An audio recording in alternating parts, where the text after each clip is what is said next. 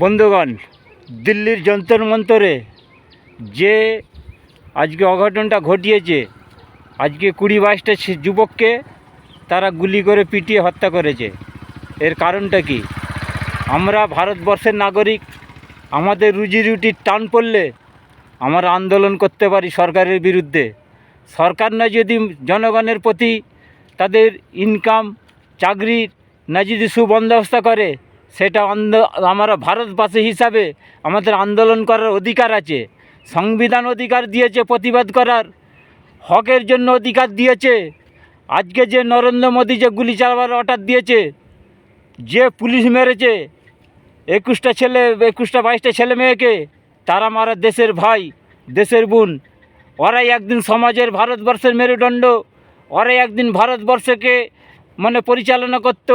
আজকে সেই ভারতবর্ষের ছাত্র যুবর গায়ে আজ হাত পড়েছে। ওই পুলিশগুলোকে মেরে অশীল করতে হবে। যতটা ছাত্র যুব মেরেছে তার ডবল পুলিশগুলোকে মারতে হবে। আর নরেন্দ্র মোদী, অমিত শাহ, আর আপনার এই যোগী, আর এই বাংলার হচ্ছে শুভেন্দু অধিকারী, এদেরকে ভারত ছাড়া করতে হবে। এরা হচ্ছে দেশদ্রোহী, আর এরা নিজেরাই বলে জনগণকে দেশদ্রোহী। এদেরকে আগে হাঁটাতে হবে। কেন গুলি চালাবার অর্ডার দিল? সেই তো আমাদের দেশের ভাই, সে হিন্দু হোক, মুসলমান হোক, জৈন হোক, খ্রিস্টান হোক। আজকে দিল্লির যন্তর মন্তর যে করেছে, যে অঘটনটা ঘটিয়েছে, এই প্রতিবাদ থামালে চলবে না। 90% প্রতিবাদ হয়েছে, আর 10% হলে ওদের পতন আসবে। হাল ধরে রাখতে হবে। সমস্ত ভারতবাসীকে বলতেছি, এই ছাত্র যুবদের সঙ্গে আমাদের সাথ দিতে হবে, নইলে আগামী দিন অস্তিত্ব থাকবে না। ওই ছেলেগুলোকে বাড়িতে তুলে নিয়ে আসবে রাতারাতি, লেসে ওদের নামে মিথ্যা মামলা দেবে, মারধর করবে। হাল ছাড়বে না ছাত্র ভাই এবং ছাত্র বোন, সমস্ত ভারতবাসীর জনগণকে বলছি, হাল ছাড়লে চলবে না। এই যে ছাত্র যুবদের সঙ্গে সমস্ত ভারতবর্ষের মানুষকে সাথ দেওয়ার আমার অনুরোধ। এই হাল ছেড়ে দিলেই ওরা পেয়ে বসবে। এই ভারতবর্ষে যে আরম্ভ করেছে, আজকে না দিতে পারছে বেকার মানুষকে কাজ, না দিতে পারছে চাকরি, বড় বড় ভাষণ আর ধর্ম নিয়ে পড়ে আছে। এদেরকে বিতাড়িত করতে হবে। গুজরাটি হাঁটাও আর দিল্লি বাঁচাও, গুজরাটি হাঁটাও আর দিল্লি বাঁচাও। এদেরকে দিল্লি ছাড়া করো, নইলে এরা মনে হচ্ছে আমাদের বাবাকালের সম্পত্তি পেয়ে গেছি, মানুষকে পাখির মতো মারতেছে।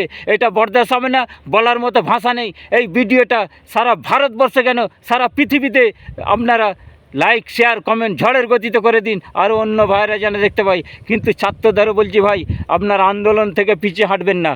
ওকে পরাস্ত করতেই হবে, দাবি মানতেই হবে, আর ওকে পরাস্ত করতে হবে। আর নরেন্দ্র মোদী, অমিত শাহ, এদের ফাঁসি চাই। কেন গুলি চালাবার অর্ডার দিল? গুলি চালাবার কেন অর্ডার দিল? আমার সাথে একমত হলে আপনারা কমেন্ট করে জানাবেন।